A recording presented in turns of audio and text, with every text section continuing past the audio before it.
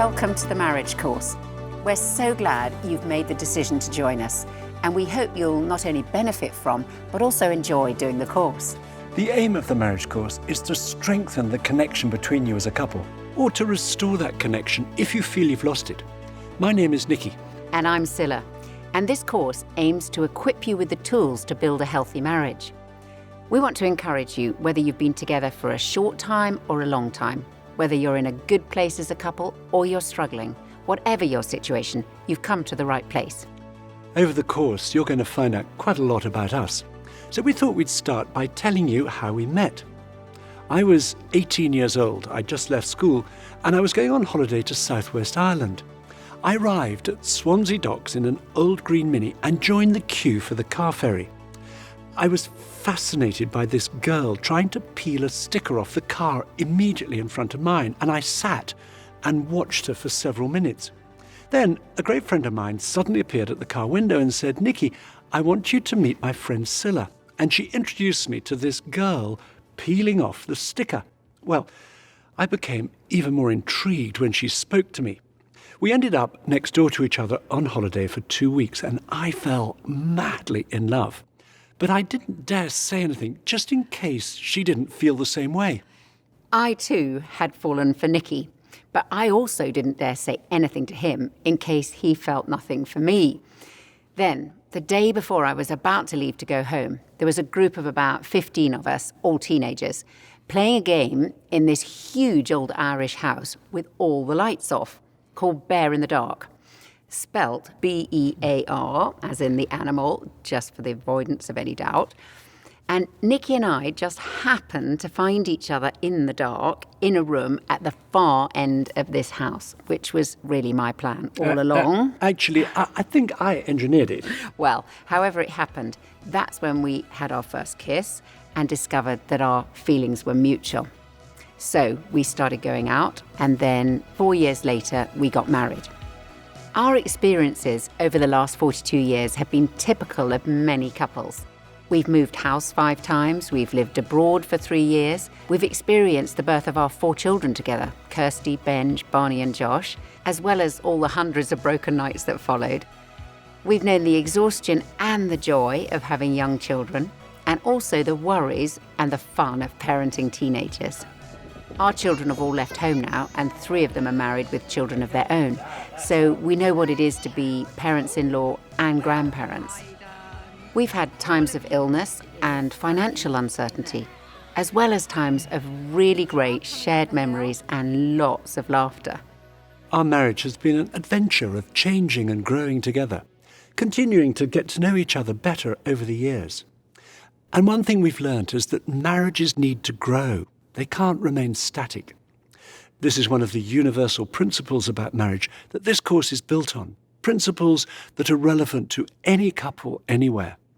And during each session, we're going to be hearing from couples who've done the marriage course all around the world, as well as hearing from relationship experts and psychologists on the topics and issues we'll be exploring. And we're confident that as you engage with the material on the marriage course, you'll find out more about what your partner thinks and feels. Whether you've been together for 1 year or over 40 years, there's always going to be more to discover. And it's only as we continue on this journey of discovery about each other that we stay connected. Now, some of you may still be wondering what you've got yourselves into. And people generally have 2 fears about doing a course like this. One fear is that they'll be required to reveal intimate details of their relationship to other people, and they don't want to do that. The second, and often the greater fear, is that their partner will be given the opportunity to reveal intimate details of their relationship to other people, and they certainly don't want to risk that. And if that's you, you'll be pleased to know you won't be asked to discuss anything about your relationship with anybody else. Instead, we'll be pausing at various points to allow you as a couple to discuss issues that we've raised. And for many couples, these conversations are the most useful part of the course. So, you've heard a bit about us. Now, we want you to turn to the first conversation in your journal and spend a few minutes thinking back to the first time you met. Tell your partner your strongest memory of that first meeting and what it was that first attracted you to each other.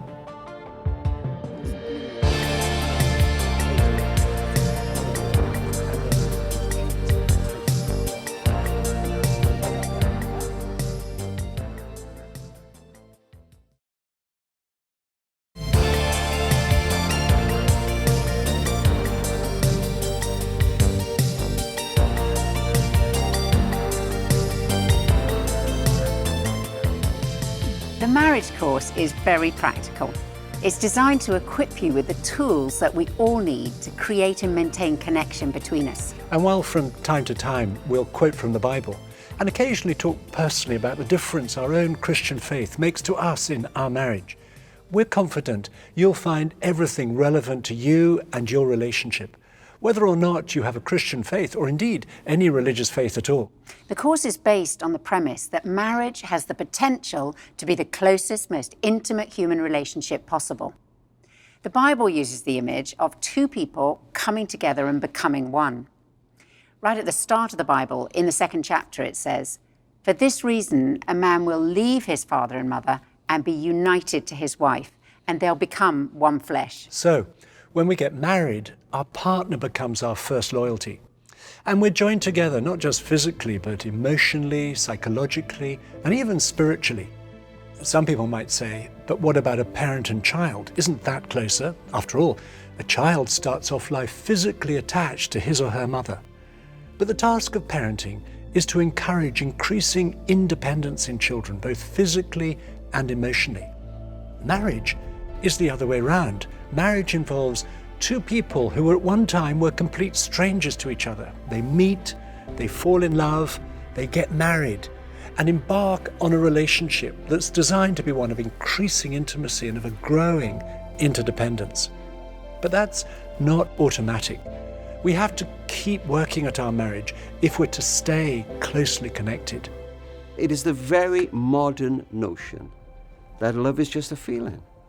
And when that feeling goes, we can just walk away. But I know this, unless sometimes you fight to keep love alive, you will bounce from relationship to relationship, always searching for this perfect person that might be out there. I go to write my books in a little cottage overlooking Carmarthen Bay in West Wales. And a couple of years ago, I think it was an August day, it was a beautiful day, and I'm walking on the beach and the hills look lovely and the sand looks gorgeous and the sea looks as though somebody's taken 1,000,000 diamonds and scattered them along its surface. And as I made my way back up to the cottage, there's an old fisherman there. And I said, "It's idyllic, isn't it?" Perhaps he was just tired of tourists that day and he barked at me, "You should see it in winter." And honestly, when I walked on the beach the next day, it was equally lovely. But I felt the sea and the sand and the hills whisper to me, "Would you love us in winter?" Winter love comes to every relationship. And you know, it's remarkable. I so often meet couples who are about to split up and decide, we're going to try again. And I meet them 5-10 years down the road and they are more in love than they ever thought possible. And they look back and say, how could we have thought of even splitting? But to do that, they had to overcome this very modern idea that if you don't feel in love, just walk away. Our daughter Kirsty and son-in-law Rick are involved in making sparkling wine on the south coast of England. And Nikki and I have learnt a lot from them about the work that goes into tending a vineyard in order to produce good wine. It's hard work. It requires care and attention of the vines on a regular cycle throughout the year, every year. And this is a good analogy for looking after our marriage. It takes work to look after a marriage and requires care and attention on a regular basis. We've taken 4 analogies from tending a vineyard. Now, while all 4 apply, whatever stage we're at in our relationship, it may be that one of the 4 is the most important for you right now, as a result of the particular season that you're in. The first analogy is adjusting. Newly planted vines have to adjust to the new soil, and this is a process that goes on for at least 3 years. In a similar way, in the early years of a marriage, we have to learn to adjust to each other as we move from I to we, from being independent to being interdependent. And this adjusting isn't always easy. So often when the initial infatuation has worn off, when we've taken off those rose-tinted glasses and we see each other in a new light, it's the very things that attracted us to each other that can become the things that annoy us about each other. I'm Dimas Salaberios. I'm Tiffany Salaberios. We met at a church in Queens, New York. New York City. I was coming out of the church, she was coming in, and I grabbed the door, grabbed her hand, started to shake it, and I just had a loss for words. One of the most attractive points of Dimas is he is so dynamic and charismatic and just like a magnet when he comes into the room. And so that's wonderful, right? I love, I'm attracted to she's a strong woman. So that was one of the things that attracted me to her. She has a lot of opinions and she's a thinker, though, very passionate about things. So those were those things that were like, wow, I love her for this. This is amazing. This is the woman I want. But then there's some days you're like, whoa, the passion is intense. The opinions are really big. So I think that there are definitely those things that would attract a person. At times are those things that are sometimes much to handle in some moments. As we discover how different we are, we can easily try, sometimes consciously, sometimes subconsciously, to change our partner to be more like us. Now, over the years, I have to admit, I have tried to change Nicky in all sorts of areas, and in some, I'm still trying.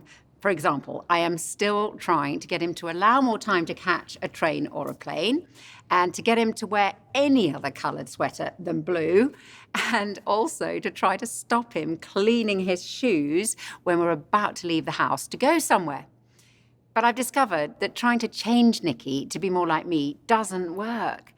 It's a universal principle of marriage. I can change myself, but I can't change my partner. If we're to stay connected, this adjusting has to happen, not just at the beginning, but all the way through our marriage, because change is a fact of life. It's inevitable. Our circumstances change, we'll both change, and our relationship has to keep adjusting to accommodate these changes. Your conversations during the course will help you to recognize where you need to adjust in order to strengthen your connection and your marriage. The second analogy from tending a vineyard is pruning, and vines require a lot. Pruning is a very positive activity for the vine. It involves prioritizing the most important branches and cutting the other ones off in order to direct the vine's energy into the most fruitful branches. Otherwise, you get lots of leaves, but very little fruit. As life gets busier, maybe through having a child or work getting more demanding, a key skill in marriage is prioritizing, which involves pruning back certain areas of our lives in order to prioritize another. And for couples who have children, so much time and energy can go into looking after them that the marriage can easily be neglected. And when that happens, it's the children who suffer most, because a child's security is deeply affected by their parents' marriage. I remember one man on the marriage course saying, "I've just realized that the best way to love my children is by loving my wife." As life gets busier, we'll only survive as a couple if we learn to prioritize our marriage relationship over every other demand on our time. I am married to someone who works a lot, and he likes his work a lot. So I'm a lawyer, and it's time-intensive work. I think navigating that is an area of continued work for us. I was on a case, it was a crazy schedule. We were trying to meet a deadline by, and I remember quite clearly she reached out by phone to say, "Do you have time to talk to me?" And I said, "No, I don't." And then she tried to call, and I picked up just to answer and say, "No, I can't talk right now." And then I almost hung up the phone on her. I really felt quite abandoned because you have planned on someone leaving, but you don't plan on them not having time to even take a phone call. I really need to plan in advance and realize that just because I have responsibilities at work doesn't mean my responsibilities to my wife and to my family fade away into the background and are no longer there. Anytime that we have gotten too much into thinking we're doing this as individuals and not as a team or as a unit, that's when we have felt pretty isolated. The third analogy from tending a vineyard is supporting. In order for vines to flourish, they need to be supported. The investment in a good, well-kept trellis system of posts and wires is vital for the production of good fruit. Similarly, a marriage needs a support system if we're to work through challenges and to thrive over a lifetime. A marriage can't survive in isolation. This support network may include friends and family, or support may come from an older married couple whom we watch and learn from. But as well as having support from others, it's essential that we support each other. We'll all face some big challenges along the way. Maybe a serious illness, maybe financial or job insecurity, perhaps facing infertility or adjusting to the empty nest, or looking after an elderly parent, to name a few. Personally, I found the change from parenting young children to parenting teenagers pretty challenging. Parenting teenagers didn't come so naturally to me as it did to Nicky, and I really needed his help, not to over-worry or over-control them, to listen to them and to give them space to grow in their independence. And Nicky's support made a massive difference during those years. If we try to deal with our fears and challenges on our own, we lose connection with each other and can start to feel lonely within our marriage. Whereas, when we support each other, the very challenges we face can draw us closer together. So I'm Pam, and this is Neil. Yeah. And we met when we were 20. We did, so that's 29 years ago. And we met in a little place in the east coast of Fife in Scotland. Yeah, I think the biggest challenge that we've faced is we kind of both came into marriage and we thought we would have a family, and that has not happened for us. And as a woman, you're kind of, you know, there's this inbuilt thing about, you know, being a mum, having a baby. But I think the fundamental thing was about loss of that dream. We've had to walk through that together.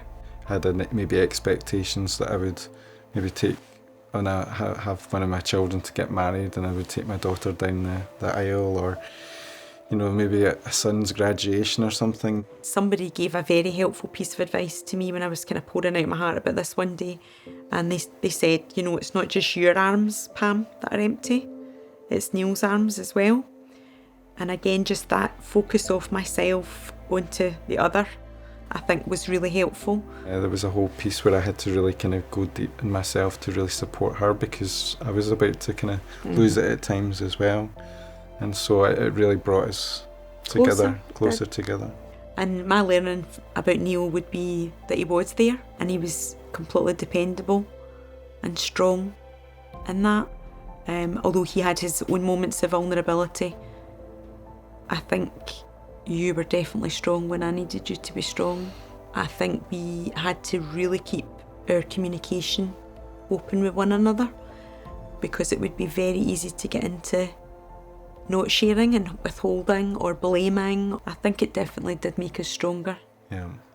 We want you to turn in your journals to the next conversation, working through challenges, and talk about those that you've worked through together in the past. And then, when you've done that, identify the main challenge either or both of you are facing currently.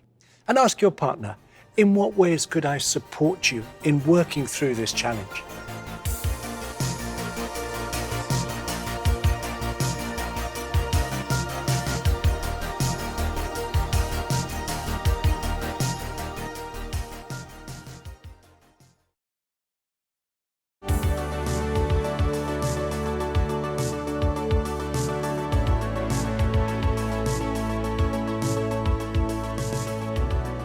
The fourth analogy from tending a vineyard is renewing. At the end of the growing season, when the vine is reduced to a stem and a few bare branches, to an uninformed eye, it looks like there's not a lot going on until the buds appear in the spring. But that's not the case. This is a vital time when the vine is putting its energy into extending its roots deeper into the soil. The vine is resting while its roots are fed with compost in order to renew strength and produce a good crop next year. We all need times of renewing in our marriage. People sometimes think that the longer we're married, the more that the love and the sparkle between us will decline. But that's not true. As vines mature, they continue to produce fruit and great wine decade after decade if they're well tended and the roots are fed. It's the same in a marriage. Renewing means continually taking care of our relationship, particularly when we reach a new season of marriage. Renewing involves being prepared to talk about our own individual needs and desires, sharing with our partner our hopes for our future together. Renewing means slowing down for long enough to decide on changes we'd like to make, possibly stopping certain activities in order to have more time together, or starting something new, perhaps deciding to create a new pattern in our day or our week or our year that will strengthen or restore the connection between us. And if you're struggling in your marriage, we want to encourage you that reconnecting is possible. When things are difficult, it can seem like there's an invisible wall that is built up between us, usually made up of small things, moments of hurt and misunderstanding that have built one on top of the other. However, we've seen when couples have tended their relationship, things have changed dramatically, and they go on to experience a new connection and intimacy. There was a time in our marriage where we did start to grow apart, and we ended up spending about 8 months separate. And it was like building a wall because we stopped communicating. And each time a jibe or a dig or a sarcastic joke at the other's expense got made, it was like another brick in the wall, until eventually the wall was too high and we couldn't even peer over it, much less see each other at the other side of it. And how we dismantled that wall was through communication and realising that we really loved each other and we really wanted the marriage to work. And we had to be humble, we had to own our faults and take responsibility. And together we managed to, brick by brick, dismantle the wall until we could really see each other again.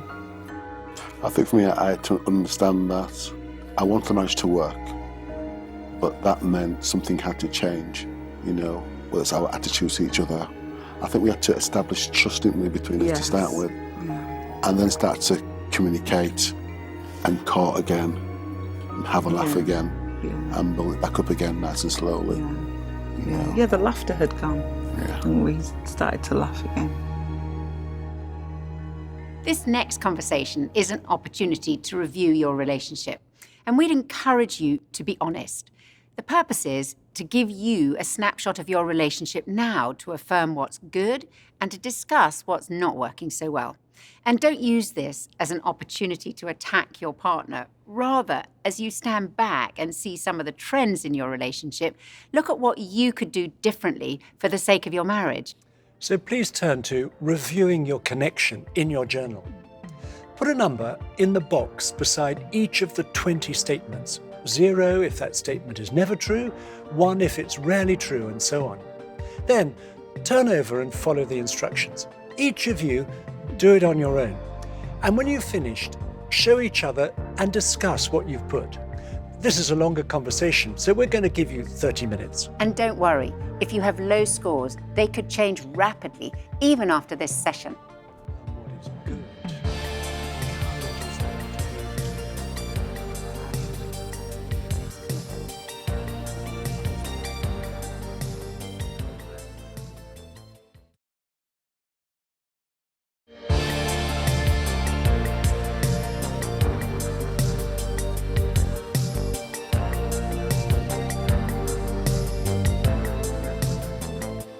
When you saw your partner's answers, it may have come as a surprise or even a bit of a shock to some of you. But whether it has or not, we want to encourage you that it's much better to get talking about these things, to get things out into the open, because then as you discuss them, there's the potential for better understanding and a realization of where we need to change. We're going to spend the rest of this session looking at 2 particular things that we can all start to do straight away to strengthen or restore the connection between us. The first is to make time for each other as a couple on a regular basis. And the second is to nurture each other. Making time for the people that matter most in our lives doesn't just happen. It requires a conscious decision to make it happen. We can so easily say, we'll have some quality time next week or next month when life isn't so busy. But then, when we get there, we find we're just as busy. It's amazing that we can fit in time for any number of emergencies at work, but then not make time for our partner. Depriving a marriage of quality time together is a bit like depriving a plant of water. Some plants survive longer than others, but eventually, without water, every plant will wither and die. If a relationship is to thrive and to keep growing, we must have regular quality time alone together. This does several things. It keeps the fun, friendship, and romance alive. It deepens our appreciation, our understanding of one another. And it gives us the opportunity to communicate regularly at a meaningful level. And it took us a while, but eventually Nikki and I realized that if we were to have this kind of time together, we had to organize it.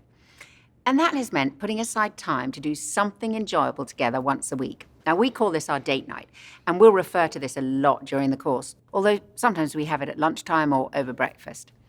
And we'd say it's probably the single most significant thing that we have sought to do over the years to keep our love alive and our marriage growing. Date night for us is a fun time when we're relaxing and doing something different to our normal routine. And it always involves some sort of a meal. Sometimes we make it an evening together at home. We cook a nice dinner, we put candles on the table and put on some music. Or we might decide to watch a film or a TV program together we both enjoy. When our children were little, it was after they were in bed. When they were teenagers, we banished them to their rooms. And sometimes we'll go out for a meal, or we might go to the cinema or do something else that we both enjoy doing, such as going for a walk somewhere nice, playing tennis or some other sport, taking a picnic to the park in the summer, going for a bike ride or going to an exhibition. The important thing has been not to set the bar too high. It doesn't need to be expensive.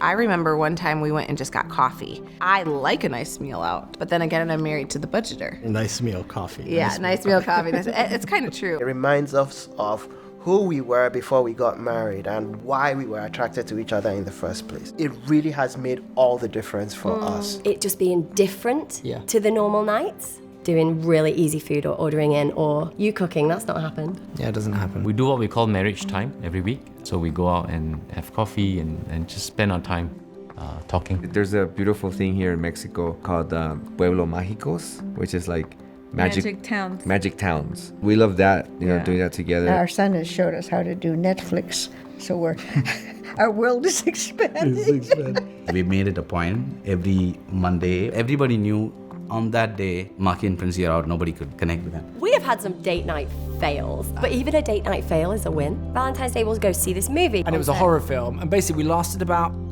10 minutes. Well, I couldn't handle it, let alone harrowed. It was terrible, but we're still talking about it. Yeah. A memorable date night for me was when Nikki organised a surprise trip to Shakespeare's Globe Theatre to see Romeo and Juliet. Now, I love surprises, but when we got there, I found out that he had booked the standing tickets, the cheapest ones on offer, which means you literally have to stand there for the entire performance. And Romeo and Juliet, much as I love it, is a long play. We ended up standing in the open air for over 4 hours straight. I discovered when we got there that if I just paid a little bit more, we could have had a bench to sit on undercover. And he'd also made a really delicious picnic, which we had to eat sitting on the concrete floor so as not to lose our place near the stage. However, it was a very memorable evening, and I loved it. And I really enjoyed it too. So our own experience has been that investing in this weekly date protects our marriage from becoming dull, boring, and routine. It stops us from taking our relationship for granted and helps us to stay connected. It's a very simple concept, but it has a very powerful impact. We definitely know the difference and the benefit in our relationship when we've had this time together. So here are 3 tips which have really helped us to make a weekly date an ongoing reality. We know we have to plan them, prioritize them, and protect them. So, tip 1, plan them. We want to suggest that you plan this quality time together into your calendar, just like you would any other social or business appointment. And Nikki and I have made it a golden rule never to change our date night in our calendar without consulting the other. The second tip is prioritize them. This means it's the most important commitment we stick to every week. It takes priority over all other activities, our work, going out with friends, playing sport, watching TV, decorating the house, even over our children. Now, It's not that all these things aren't important, but unless date night is a priority, it'll be pushed out by these other things. And the third tip is protect these times from external demands that conspire to stop them happening, whether that's other people, the phone, or being online and social media. It's different things for each of us as couples. And for us, it has particularly been the phone. We've realized we have to turn our phones off and put them away so that we are not constantly distracted by alerts or notifications on the screen. And by doing so, we're saying to each other, you're the most important person to me, and I'm giving you my full attention. Effort and creativity are needed in every marriage. And if you think about it, effort and creativity are what many people pour in at the start of their relationship, but not necessarily into their marriage. If we stop making the effort, it's then that the connection between us can be lost. I'm John, and this is Sally. We met at university in 1959. I had seen his picture. He was in a play at University of Wisconsin, is where we were. And I liked his picture. I think as far as quality time, when he was so busy, I think we did what we could to remedy it. It wasn't always possible. There were times when I was working maybe 65 or 70 hours a week. And I still remember, and this went on for a long time. I mean, we would communicate, but they were about very practical things. And I remember taking, it was the first time we ever took a vacation away from the children. We found a young couple to stay with the children. We went off to a resort in Mexico. And I remember sitting in the dining room and looking across the table at her and saying to myself, you know, I really don't know this person. It was like we knew each other at the beginning, and now all of this stuff had gotten in the way, and we really weren't talking about things that really mattered. I think at some point the marriage would have really worn out, and that would have been sort of the end of it. I don't remember that time as significantly as you do, but I'm glad it happened. I didn't know it was that significant. Well, I think it was kind of a wake-up moment, really. In some ways, I think it was the best thing that ever happened to our marriage, because when we got back from this vacation, we always set aside time during the course of a week just to be alone, to talk about things other than the kids and school and work and where we're going to get the next groceries and all that kind of. And I often thought, you know, what would have happened had we not had that moment, you know, and that realization. It was really an amazing time, really. The next conversation in your journal is special times together. We want you to tell each other what have been the most special times you've shared together as a couple. And be specific and talk about where and when those times were, what you were doing and why they were so special to you. And take it in turns, because you may hear something that you had no idea about.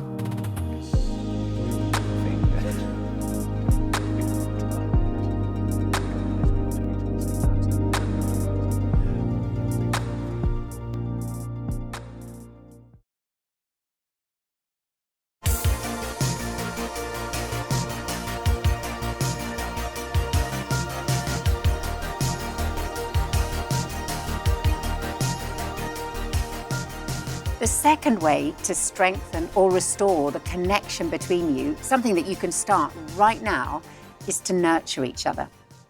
Nurturing each other involves seeking to meet each other's emotional needs, such as for affection, encouragement, support, comfort, and so on. And this creates emotional connection between us. We all have a longing to be known and to be loved by another person. It's as though there's an empty space inside us that needs to be filled up with another person's love and attention. When that space is empty, we feel lonely or alone. A new kitchen, promotion at work, or a holiday in the Caribbean won't fill up that space. And that's because we're made for close relationships. And that's why, when we fall in love, that space inside us is filled up. The first 2 chapters of the Bible give a fascinating account of how we're made for relationships. After God's repeated refrain in chapter 1 about creation, it is good, suddenly, in chapter 2, God says, it is not good for the man to be alone. Then, when God creates Eve and presents her to Adam, he bursts out spontaneously with the words, "This at last is bone of my bones and flesh of my flesh." Here is someone like him, someone who understands him, someone to whom he can relate and to whom he's strongly attracted. And that space inside Adam is filled right up. And when we're known intimately, when we're loved by another, we are no longer alone. However, we have to maintain our sense of togetherness. When the initial infatuation wears off, we can start to feel alone, to feel lonely again. And the way to keep filling this space inside is by recognizing and meeting each other's emotional needs. We need to reach for other people and how other people respond all our lives. The attachment theory of childhood relates to marriage in that it basically tells us what our vulnerabilities and our needs are, and that these vulnerabilities and needs continue into adulthood. And it tells us about the basic drama that plays out in love relationships. The consequences of a couple not being able to recognize each other's emotional needs is that they are going to get more and more disconnected from each other. And as we understand from all our research over the years, the key issue in marriages falling apart is not conflict. Everybody has conflict. Everybody's got differences. The key issue is emotional disconnection. It's aloneness that destroys marriages. It drives people insane to be in a relationship where all their longings for connection are turned on, where they expect some sort of closeness, and to have that other person just out of reach. And these needs are not complicated. That's the fascinating thing, they're not. But they are emotional. And you do have to deal with them on an emotional level. There are two ways we can act in marriage. We can either be reactive or proactive. Being reactive is when we focus on each other's shortcomings, on what irritates us about our partner's behavior. And that pushes us apart. We lose connection. Being proactive is when we focus on our partner's needs. And that draws us together because then we both feel loved. And when we feel loved, we feel like loving. Being proactive builds connection. And we learned a lot about meeting emotional needs from a couple called David and Teresa Ferguson. I remember David describing a fundamental change in their marriage. For the first 15 years, I focused on Teresa's faults and my needs. For the last 15 years, I have focused on my faults and Teresa's needs, and our marriage has been transformed. We all have these emotional needs, but usually our needs will not be the same as our partner's. And to nurture our husband or wife effectively, we must discover what matters most to them. 我们来自北京，已经结婚15年了，我们有2个孩子。我们在过去的时候我真的不是一个很会聆听和回应他的一个这样的人，所以每一次他在分享一些事情，分享完以后我都会很困扰，我不知道该怎样去回应他。有一次他的就是肚子疼，然后跟我去聊这个事情，有几次说老公我肚子有点疼，然后对我来讲我是一个特别理性的人，我就想肚子疼怎么办呢？去医院还是忍着？然后他告诉我说你可不可以对我说一些安慰的话？我说你能教一下我怎么样才能安慰你，你才开心？然后他就特别生气，说你连安慰都不会。我才发现原来倾听别人回应别人是一个非常简单的事情，所以我就开始去重复他的话，肯定他的感受，再询问他你有什么样的帮助。然后他就很受安慰，很受，他说就是这样的，你这样说我就能得到很多被理解，你就进入到我的内心的世界里面。然后呢，我就其实也用这个方法来表达我的感受，他也非常吃惊。我觉得原来不是我一个人这样，其实他也把自己封闭在他的情感世界里面。我们在那个时刻就感觉到我们俩的心走在一起了。With emotional needs, we can easily miss the ones that are most important to our partner, or we may give what we most want to receive. And trying to love in the wrong way can lead to frustration and irritation instead of feeling loved. It's like trying to fill a glass but misjudging where it is. Our efforts will be wasted. And that's what happens when we don't know each other's needs. And our needs will change over time. What was most important when we were going out or when we were first married may be different now. And we can't assume that our partner automatically knows our desires. We must tell each other. We want you to have a conversation now where you're going to find out how well you know each other's needs. And you'll see in your journals, it's called Knowing Me, Knowing You. So, look at the list of 16 needs or desires. And in column A, put the 3 that are most important for you in order of importance. There's some overlap between them, so choose the 3 that best express your desires. Then, in column B, guess which 3 are most important to your husband or wife in order of importance. Now, do this without looking at what the other has put, and when you've both finished, compare what you've each put. They are.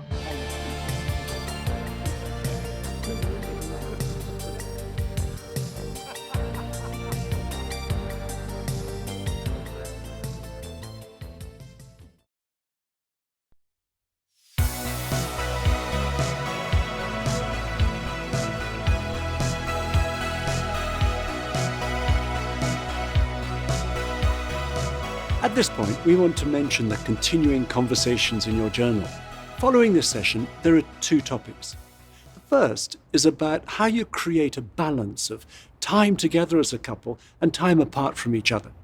The second is about how you can meet each other's emotional needs in practice. And we recommend that you set aside some time before the next session to look at those questions together, as it'll reinforce these 2 ways of strengthening your connection. And to close each session, we're going to say a short prayer for you. So do please stay just as you are while we pray. Thank you, Lord, that you are the God of love, the God who created marriage for us. Thank you that you've given us to each other.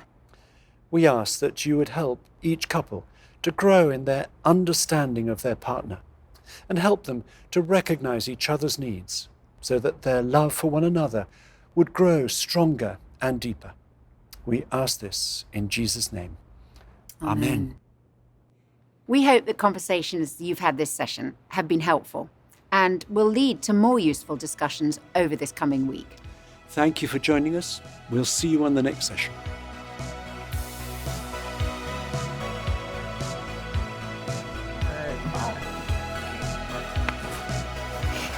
No. What was the question again, Joan? That's this.